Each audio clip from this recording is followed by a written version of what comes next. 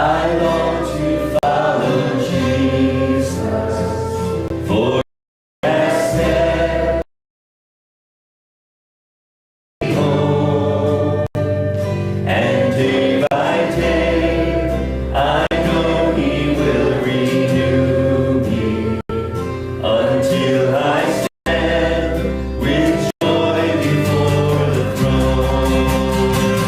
To this I hold, my hope is only Jesus. All the hope for me.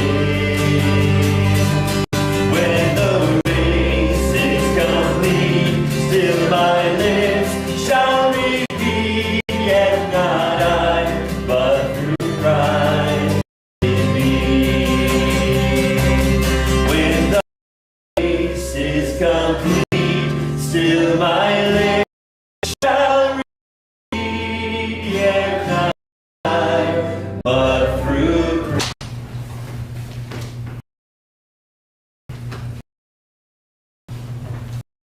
Well, let's open our Bible. Book of Genesis 34. We started at the beginning of the summer walking through the life of Jacob. And we're getting actually close to the end of his story. There's a large section, and we will just briefly focus on his life here.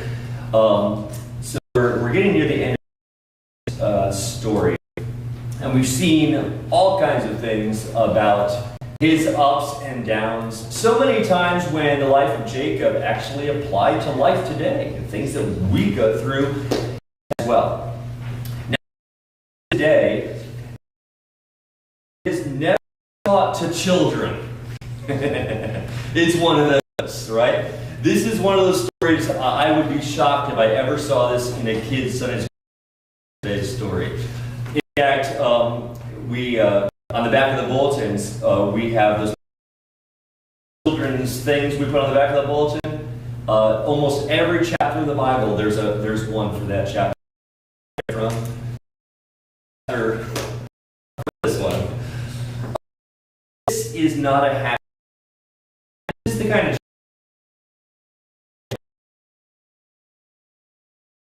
on the happy and motivating parts of the Bible. Hey, this is not that chapter. There's even a Bible commentary that was advising pastors not to preach on this from the pulpit. They said this is the for small in more detail, not for the public pulpit. But I'm going to preach it for a reason, as part of Jacob's life for a reason, and I feel like if it's here, supersede what God put in here, I'm going to go ahead and, if He put it here, we're going to talk about it. Okay? It'd probably be rated R for sexual violence and other violence. Here's the backstory. You probably already know, but I'll mention it anyway. The backstory: Jacob had been living with his parents as he grew up. He was a twin. Things went bad. Ends up running, and with his uncle Laban for over 20 years. Well, during those 20 years, he met God for the first time. Jacob met God at a place called. God spoke to him, and God said, "I will give you, Jacob, all the promises that I had promised to your grandfather Abraham." Jacob's happy about this. He has over 20 years in Laban working. There he gets married, has a bunch of kids. Finally, it's time. Jacob, you need to go back home. It's time to go home. And so he starts making the journey, several hundred miles back to where his the first family member he meets, Esau, and he was so scared because they had bad blood, but it worked out. God, and they became friends again.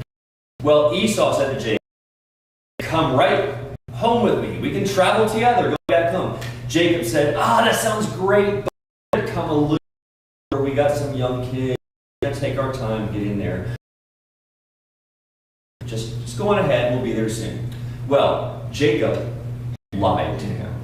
He did not intend to go home right then. We see Jacob takes a detour. He goes, going south toward his home will be, he goes west. And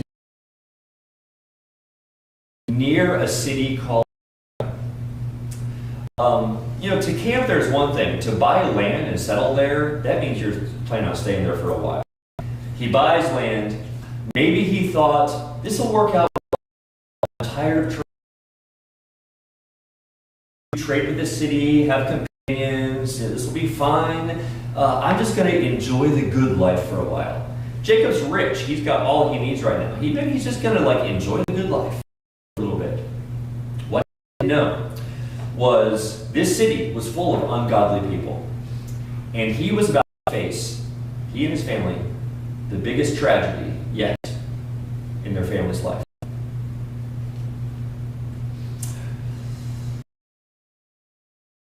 As we look at this chapter. Father, as we Sunday, we thank you for your word, and we ask that your Spirit will now guide us as we think about this chapter. As difficult as it is, that you've put it here for a reason. Let us learn what your Spirit has for us to see today. Chapter 34 of Genesis, verse 1.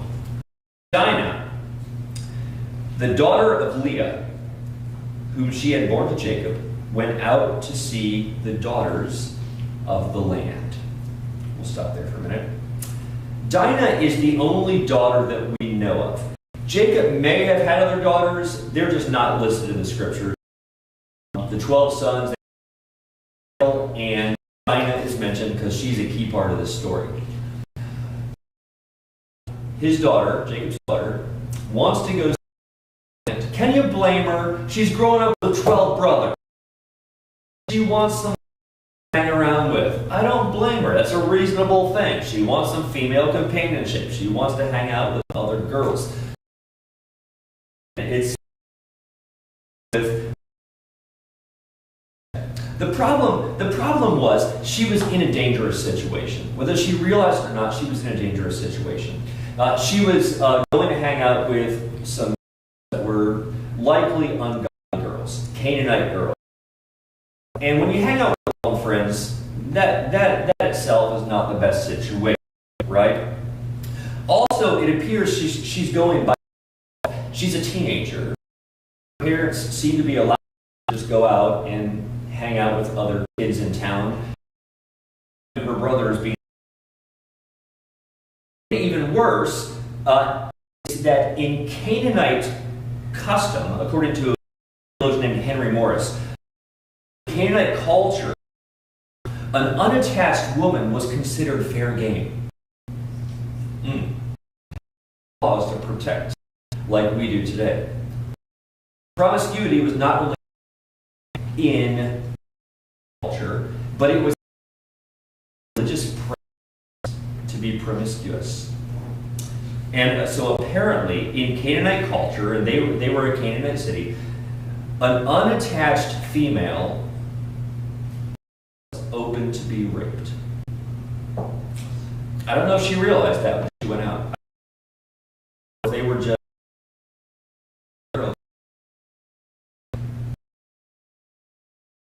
but this is horrible. This is horrible. Really, at this point in the story, if we want to place blame on somebody, we should compromise, put his whole family in a situation. Now, he's not wanting anything like bad to happen to his kids, but compromise. When parents compromise, it can hurt the kids. I looked up some statistics. Children, did you know children of parents who abuse drugs, their children are 200 times more likely to also become. I mean, it makes sense. They see their children whose parents are alcoholics are 400% more likely to abuse alcohol.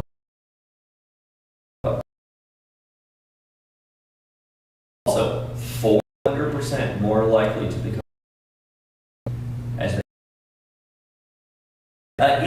1994, there was a study done in Switzerland of parents. It was a study of church-going parents. They wanted to see how much parents' church attendance affected their kids when they grew up. And so they had two groups. The first group was parents where both the mom and took their kids to church faithfully. Okay? That was the first group.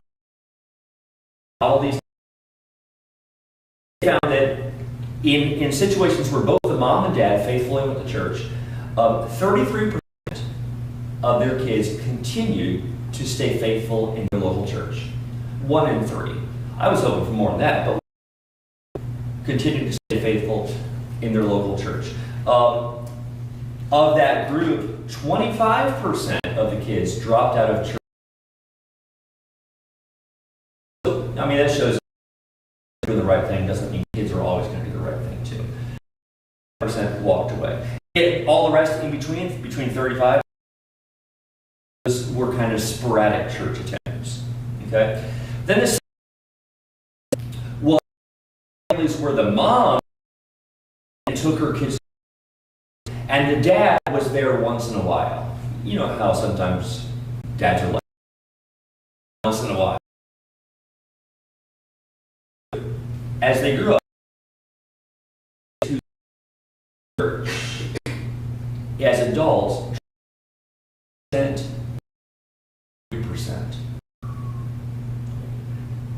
And the only difference was dad was not all the time. Wow.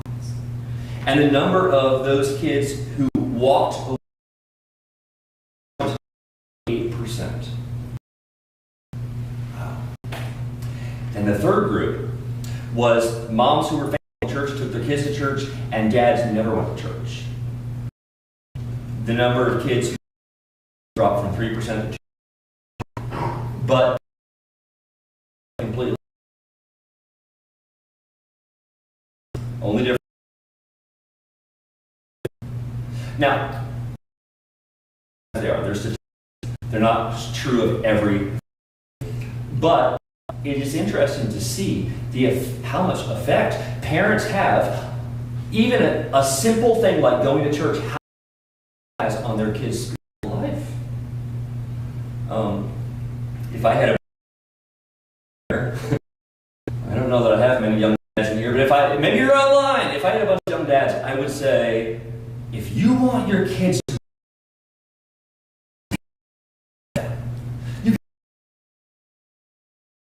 be there to take them to church.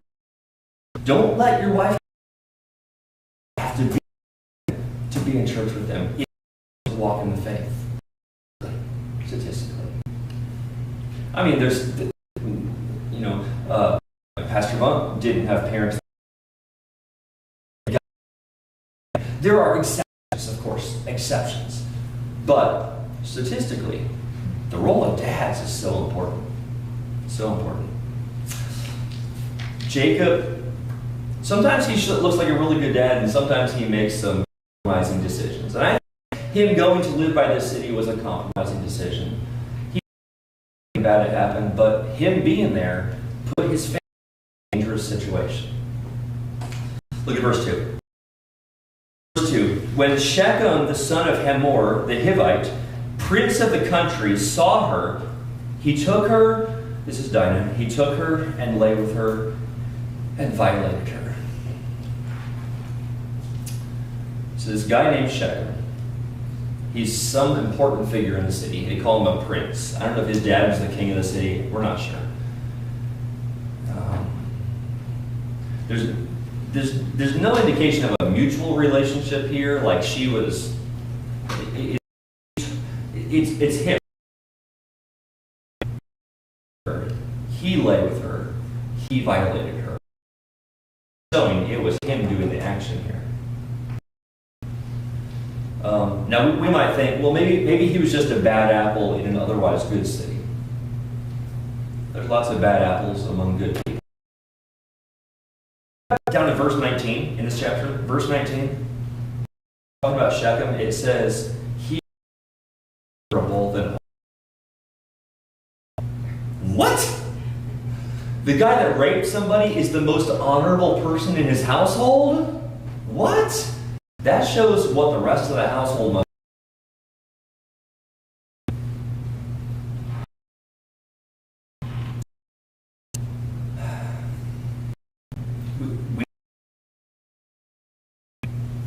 Sexual violence is no light matter.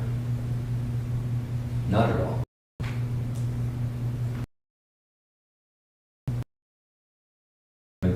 God has blessed me in that I have not been the victim of sexual violence, but maybe you have. Maybe people you love have been.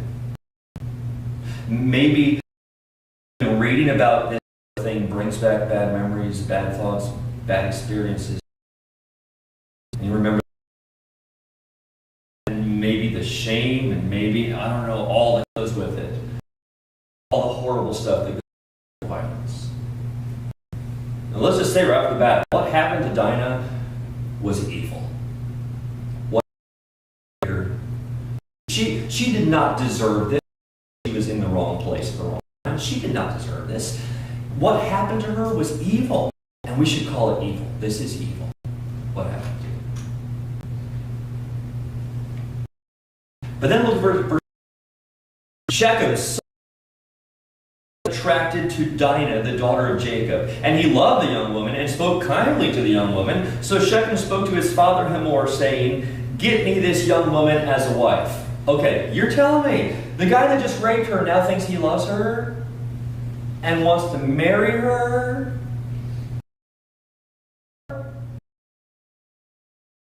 Not the way we would call love. No. Maybe he thinks he does. Oh, if I marry her, it will be did. But I tell you what, that's not love.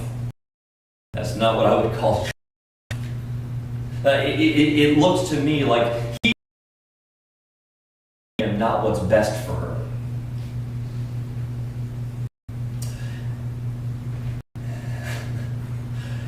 Look down at verse 26. This makes it even worse. Verse 26. Later, when they go to try to rescue her, in Shechem's house. This is days, maybe weeks later. That says to me, he may be even until he's given permission to marry her. Oh my word. Dinah and her family are thrust into what I would call a sin horror story. Sin. Here's the first thing you can put. Compromise. Christians give into ungodly and unwise ways of doing things because it gives them some sort of benefit. Ungodly and unwise ways of doing things and everything.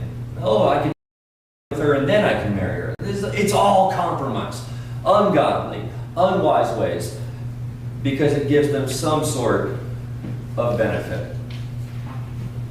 And here's the next thing you put. Number one, the horrors of sin,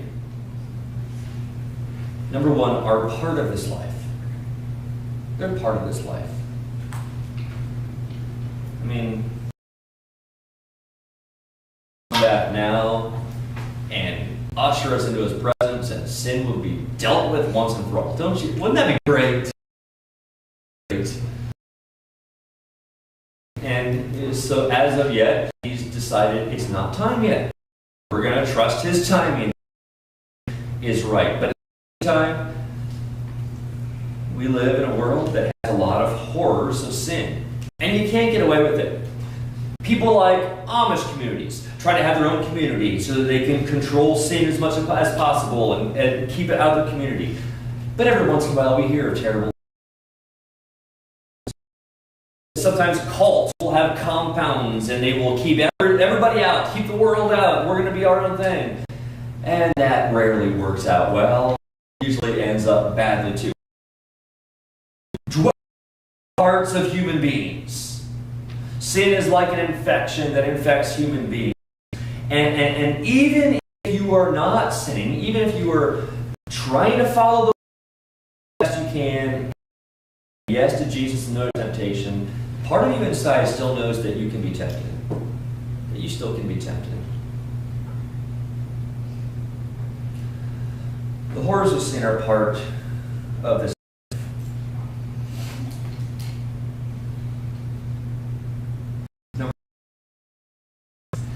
What do we do with the horrors of sin? Number two, the horrors of sin demand a response.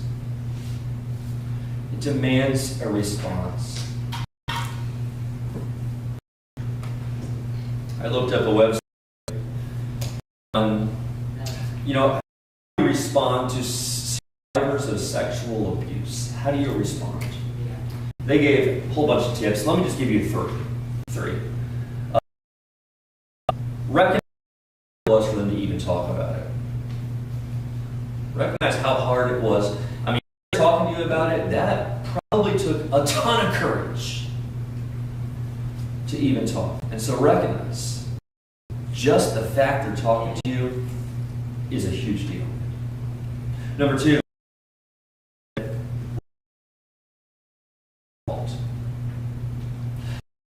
a lot of self-blame. If I hadn't been there, if I hadn't done this, if I hadn't been with him, if I this way or whatever.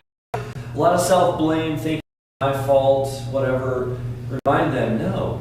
What happened was done. You who took advantage of you. And number three, say, what happened was truly. What happened was evil.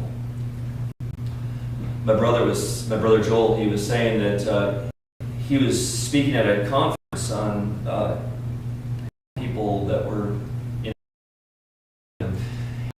confided in him that she passed away, but she had spent years in abuse. He claimed to be a Christian when they got married, and then as soon as they were married, he turned a corner and was abusive.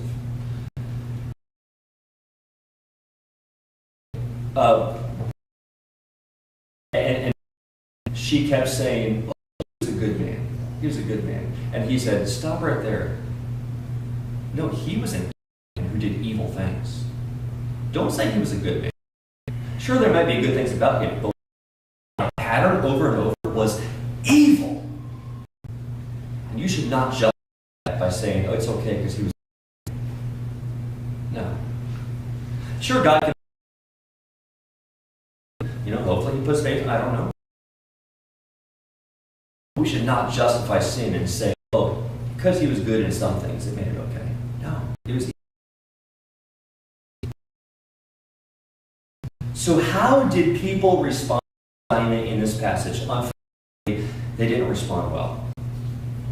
Look at Jacob. Verse 5. Jacob heard that he defiled Dinah his daughter. Now his sons were with his livestock in the field, and so Jacob held his peace until they came. That word held his peace literally means he was silent. And Hamor, the father of Shechem, came to Jacob to speak with him, try to get a wedding scheduled. What was Jacob's response? Jacob's response was silence. I'm not going to respond until I get back, then I can talk with them.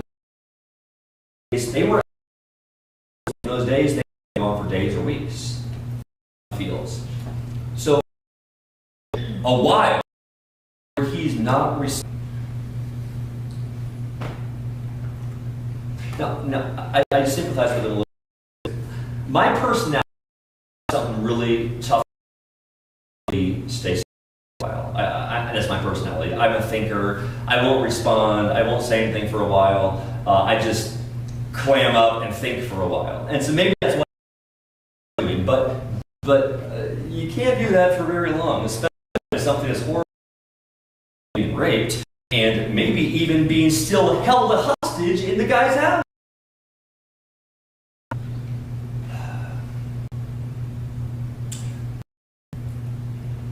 Well, how did the brothers respond? Well, in verse 7, they got home. When they came in from the field, when they heard it, the men, the brothers, were grieved and very angry because he had done a disgraceful thing in Israel by lying with Jacob's daughter, a thing which ought not to have been done. Their response is fury. Fury. Which I say a response to something like this.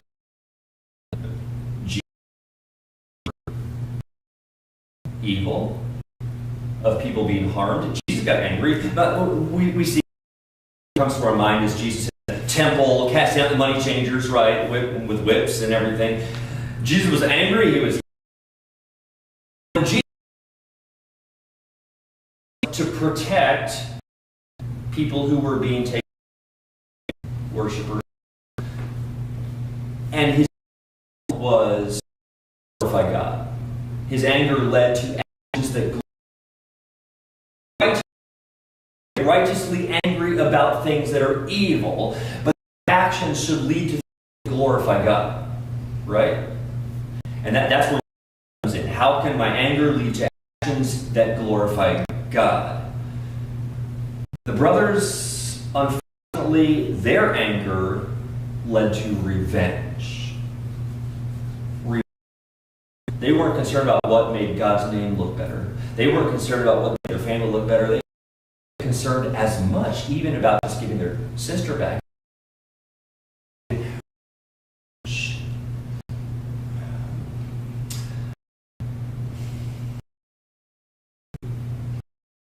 Hamor, the father of Shechem, comes and speaks to them and says, "The soul of my son Shechem longs for your daughter. Please give her to him as a wife, and make marriages with us, and give your daughters to us, and take our daughters to yourselves. So you shall dwell with us, the land shall be before you. Dwell and trade in it, and acquire possessions for yourselves in it." His proposal is, let's all intermarry. The problem with this is that God called Jacob to be a family apart from the world, a separate family. God had a special plan for Jacob's family, a plan for Jacob's family. But if Jacob was here and compromised here, they would all just eventually become Canaanites. And the family of Jacob,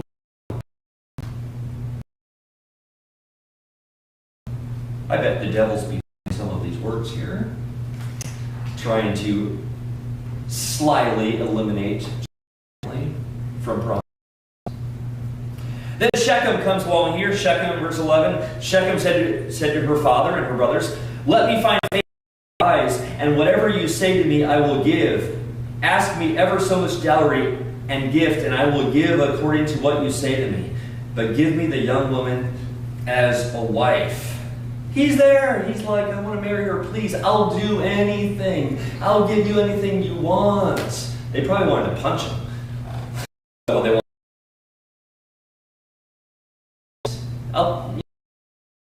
and so with a deceit, it does not seem like their father is involved in this. It seems like the brothers, specifically to verse 13. The sons of Jacob and Hamor, his father, and spoke deceitfully because he had defiled Dinah, their sister. And they said to them, "We cannot do this thing, to give our sister to one who is uncircumcised, for that would be a reproach to us. But on this condition we will consent to you. If you will become as we are, if every male of you is circumcised, then we will give our daughters to you, and we will take your daughters to us, and we will dwell with you, and we will become one people. But if you will not heed us and be circumcised, then we will take our daughter and be gone." Their words pleased Hamor and Shechem, Hamor's son. They have no intention of doing this, of fulfilling. I'll just put it in my words. They're like, here's the problem. We can only marry other people of the same faith. And so if you guys get circumcised and but your whole town has to. If we're going to intermarry, you all have to do it. And so if all the males get circumcised, then we're free to marry. Shechem and Hamor, they're like, yeah, sounds great. That's all we got to do. I mean, it's kind of invasive, but that's all we got to do. That's all we got to do, and then we can marry. And okay, sounds good. Good. This is like if a woman was married, if a woman was dating a guy, and the Bible says you're a Christian guy, so can you? So I can marry you? Can you like say this prayer and go to church once in a while? I can do that. Is he really getting saved? No. Is he really trusting Jesus? Realizing that he needs Jesus? No, he's doing it for her. These people, they're like, yeah, we'll convert.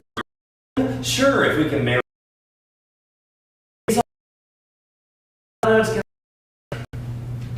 But Shechem, he is into this. Verse 19, he did it without delay. I'm thinking he takes a knife right then and there. One of the guys he's like,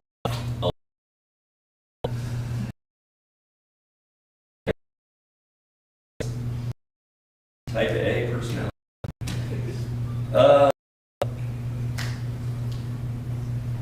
And then they go back to the men of the city. Here's the issue. Y'all are like, what? They give the... Shechem says, will not their livestock, their property, and every animal of theirs be ours? Only let us consent to them, and they will dwell with us. They're being sneaky too. Their main purpose of intermarrying is to get everything Jacob has. Because if we're family, somehow we can get it all now. Jacob was rich and so they agreed to it. All the men of the city agreed to it. All go through with the circumcision.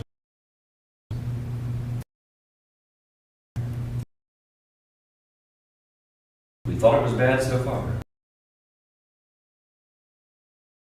On the third day, when they were in pain, that two of the sons of Jacob, Simeon and Levi, Dinah's brothers, each took his sword and came boldly upon the city and killed all the males. And they killed Hamor and Shechem, his son, with the edge of the sword, and took Dinah from Shechem's house and went out. They saw themselves as like and rescuing their sister. I don't know if that's the deal. But if a SWAT team did, they would be. Imagine a SWAT team going to a city, rescuing a hostage, and then going house to house and killing all the neighbors. And taking all their stuff. People hostage. That's what they did. That's what Simeon and Levi did. They go in, they kill every man in the city. If they had just gone in and they had to kill Shechem because he was like had a sword and was keeping her sister hostage, I would understand that. That'd be like justice. That'd be like, okay, they're rescuing her house and killed all the men. This was a massacre. And then we go on. It says they took all their plunder, everything from the city, all their good stuff, everything, and they took their wives and children.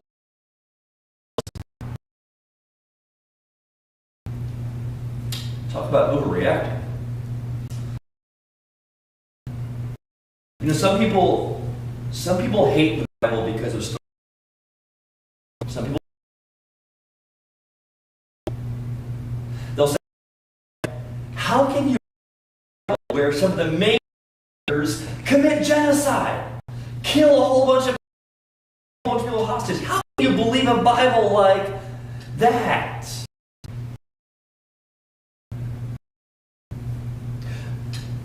Ironically, here a kind of Bible's true.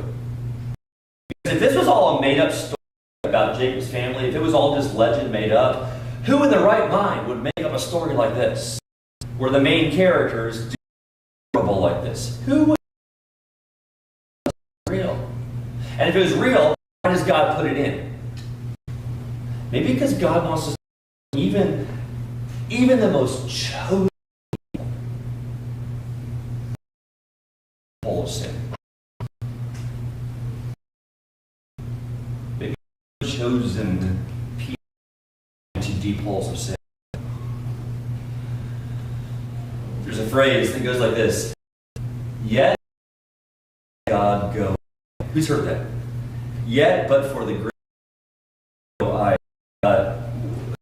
It's been said that an English reformer, Bradford, said when he saw a bunch of convicted criminals for their execution, and he said, "Yet, but for the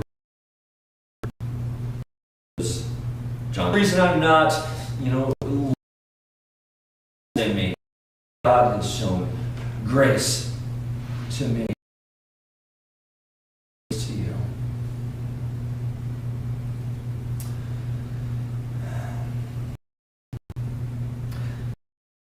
After we see Jacob repulsed by what happened. He's not just because of the horrible thing that happened.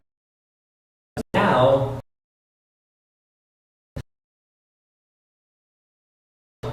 he's like, every other city around here is going to attack us and try to do the same thing back. They're going to try to get revenge on us now for what we did. You've made us a repulse to everybody now. He's disgusted. Meanwhile, the seem unrepentant. I don't play with it. They don't even care what they just did.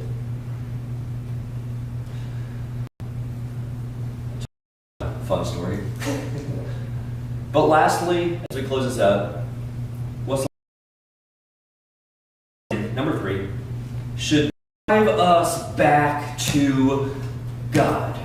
The horror of sin should drive us back to God. And let's be honest, sometimes the horrors of sin in this world drive people away from God. If God was so good, why does He let bad things happen? We've all heard that question. But if we recognize that God is in a time of patience right now, He's letting people. If we recognize that God is doing a work through certain people in a broken world, judgment to all sin, to glorify those who are walking in Him, if we recognize that is coming, then we can see, for a time He's allowing this to happen, but it's not going to be forever. So what should the horror of sin do? It should drive us to the one who's going to make things right.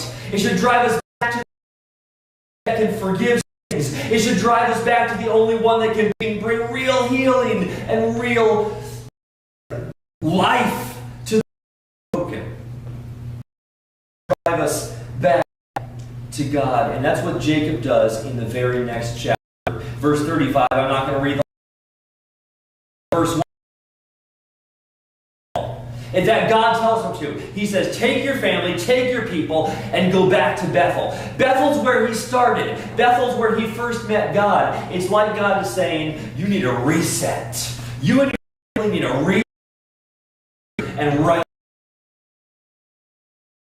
You've been out of whack. You need a reset, and your family will be destroyed. And so he takes his family back to the place where he first met God. Probably tells them what happened. How about them being the church.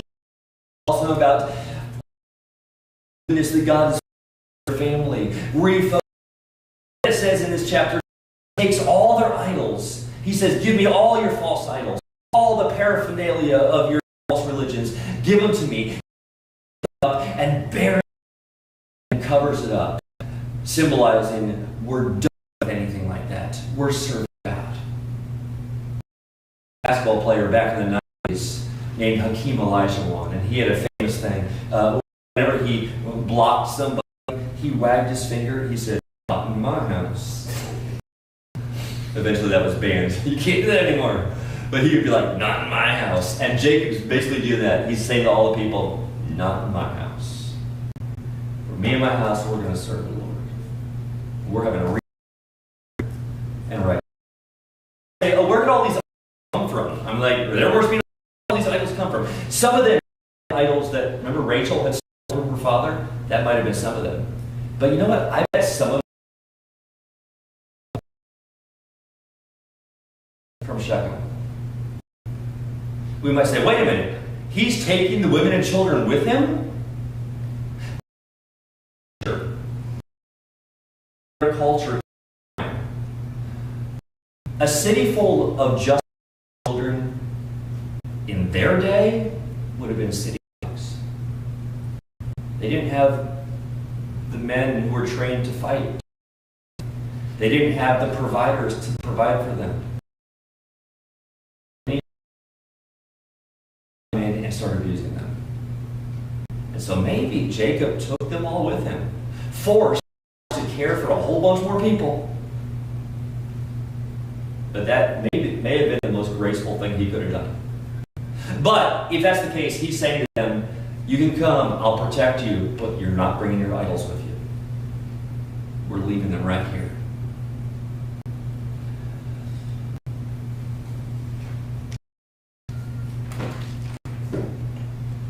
It does take a long time, but eventually,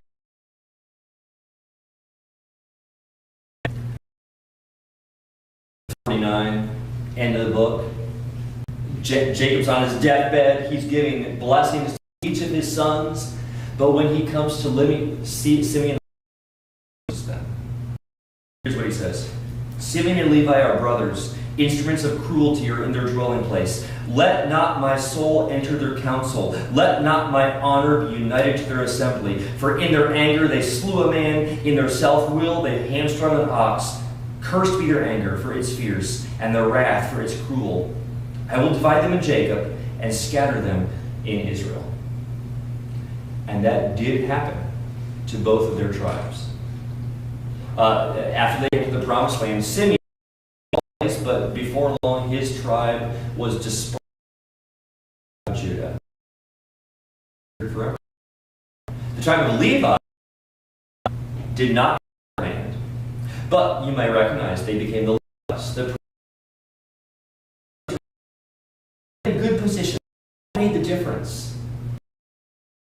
In the history of Simeon, you see that the sons, the grandsons, and great-grandsons of Simeon continued in his ungodliness, to the point and were gone. Took a different course. Even though Levi did evil thing, his descendants chose godliness instead.